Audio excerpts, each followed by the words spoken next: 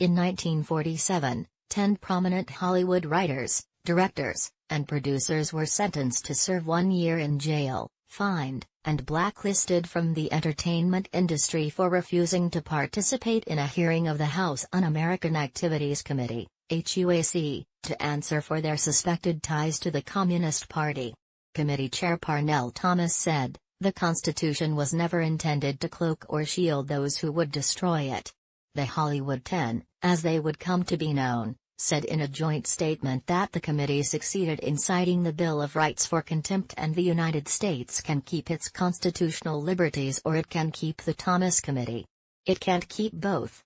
The Hollywood 10 would go on to initiate the end of the HUAC, demonstrating in the process that unpopular and even radical speech must be and is protected by the First Amendment. Big Tech is destroying America's press industry, warn lawmakers and journalists. History is replete with stories of minorities suffering the systematic oppression of the majority, the unpopular succumbing to the bullying of the popular. The First Amendment sought to protect minorities from an oppressive majority, the unpopular from the popular.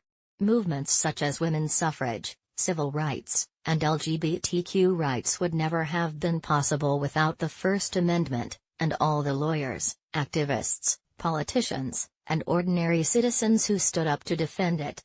For the past many decades, it was most commonly liberal institutions such as the American Civil Liberties Union that fought at the forefront of this battle for free speech. But in 2019, modern woke progressives proclaim speech is violence and seek to shut down or deplatform speakers whose views are perceived as out of touch with social justice progressive orthodoxy. The champions of free speech have become the censors. The progressives' attack on free speech is deceitful and insidious. It typically starts with organizations such as the Southern Poverty Law Center falsely identifying groups or individuals they wish to suppress for hate speech. These groups are sometimes, but not always, radicals with fringe followings.